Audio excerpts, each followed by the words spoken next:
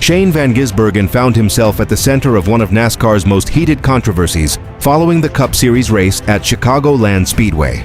The Trackhouse Racing driver became the focus of intense debate after contact with Austin Hill sent Hill's car crashing out of contention early in the event. The incident immediately sparked arguments throughout the garage, with many questioning whether the move was simply hard racing or a deliberate act of retaliation. The controversy exploded when Austin Hill openly suggested that the contact appeared intentional.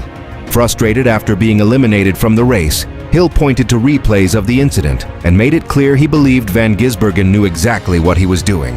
Members of Hill's team also voiced their displeasure, turning what could have been a routine racing incident into one of the biggest storylines of the weekend. As videos of the crash spread across social media, NASCAR fans quickly split into opposing camps.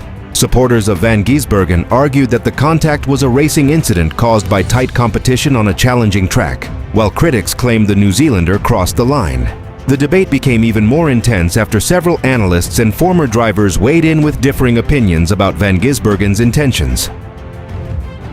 Adding fuel to the fire, reports revealed that NASCAR officials summoned both Van Gisbergen and Hill to the hauler for discussions after the incident. The meeting signaled that NASCAR was taking the matter seriously, and speculation immediately grew that penalties could follow.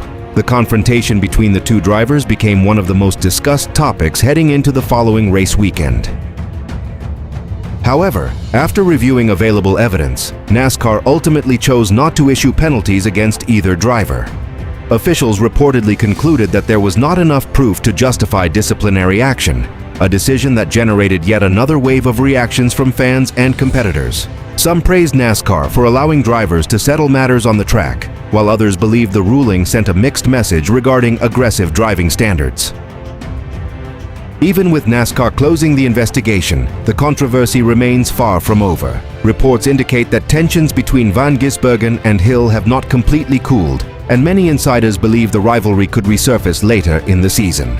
For Van Gisbergen, the incident has created an unusual challenge, balancing his reputation as one of NASCAR's most talented road course racers, with the growing scrutiny that comes whenever his aggressive style leads to conflict. As the playoff battle intensifies, all eyes will be on the next chapter of this increasingly personal feud. Carson Hocevar has become one of the biggest talking points in NASCAR following the dramatic Quaker State 400 at Atlanta's Echo Park Speedway.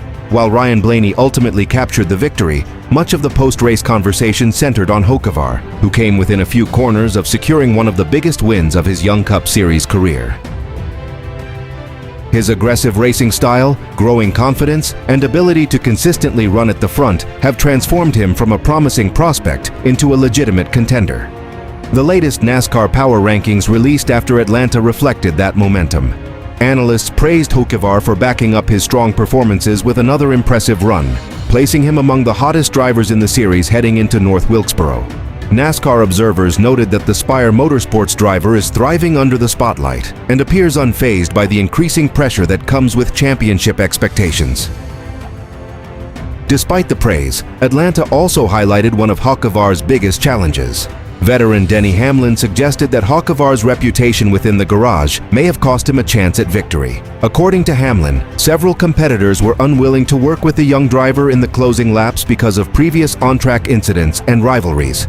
In the draft-heavy environment of Atlanta, cooperation is often crucial, and Hamlin argued that Hocevar is still dealing with the consequences of relationships he has built over the past 2 seasons. The discussion intensified as statistics resurfaced, showing just how frequently Hocevar has found himself in controversial situations this season. NASCAR fans on social media have repeatedly debated whether his aggressive approach is a sign of future greatness or a habit that could create long-term enemies in the garage.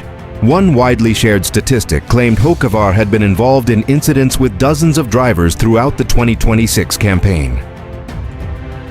Adding even more drama, tensions between Hocevar and Zane Smith remain unresolved despite meetings with NASCAR officials during the Atlanta weekend. Reports indicated that neither side appeared ready to move on from their dispute, creating another storyline that fans and media will continue to monitor. The lingering feud has only increased the attention surrounding Hocevar at a time when his performances are attracting championship-level scrutiny. As NASCAR heads to North Wilkesboro, Hocevar finds himself in a fascinating position. He has the speed to challenge the sport's biggest stars, the results to justify a rise in the power rankings, and the confidence of a future winner. However, Atlanta demonstrated that raw speed alone may not be enough. If Hocevar hopes to turn strong performances into consistent victories, he may need to earn greater trust from fellow competitors, while continuing to prove that his aggressive style can produce results without creating new controversies. With the aftermath of the Quaker State 400 at Echo Park Speedway dominating headlines across the sport, at the center of the storm is Bubba Wallace, whose dramatic final lap move sparked a fierce debate among fans, drivers, and NASCAR officials. What initially appeared to be a career-defining runner-up finish quickly turned into one of the most disputed rulings of the year. The controversy erupted on the final lap when Wallace attempted an aggressive move to challenge Ryan Blaney and Carson Hocevar for the lead.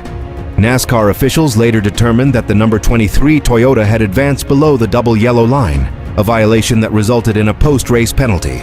Wallace was dropped from second place to 29th in the final standings, costing him a massive amount of championship points and triggering immediate backlash throughout the NASCAR community. Wallace strongly disagreed with the ruling, insisting that he never gained an advantage and was actually trying to avoid a crash. After the race, he met with 23 Exotate racing officials and NASCAR representatives in an attempt to challenge the decision, but the sanctioning body ultimately upheld the penalty. NASCAR officials stated that the rule regarding advancing below the yellow line was clearly defined and not subject to review, a stance that only intensified the controversy. The reaction from fans was immediate and explosive.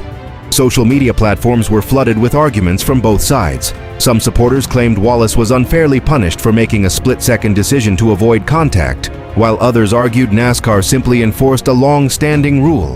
The severity of the 27-position penalty became one of the biggest discussion points, with many questioning whether the punishment fit the offense. Adding even more drama to the situation was a heated post-race confrontation between Wallace and fellow Toyota driver Ty Gibbs. Wallace expressed frustration over the closing laps and suggested he did not receive the support he expected from Gibbs during the race. Their tense exchange quickly circulated online, creating another layer of controversy and fueling speculation about potential friction within Toyota's NASCAR camp.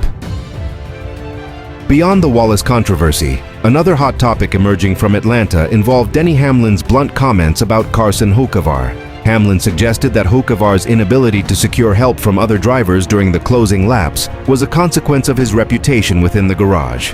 Those remarks sparked a separate debate about respect, trust, and driver relationships in modern NASCAR. Combined with the Wallace penalty saga, the Atlanta weekend has become one of the most controversial and heavily discussed NASCAR events of the 2026 season, ensuring that fans will continue debating its fallout long after the checkered flag. Bubba Wallace has found himself at the center of a storm of criticism following a dramatic and controversial finish at the Quaker State 400 at Echo Park Speedway in Atlanta. The 23XE racing driver appeared to have secured a runner-up finish after an aggressive charge on the final lap, but NASCAR officials later penalized him for driving below the yellow line while attempting to gain position.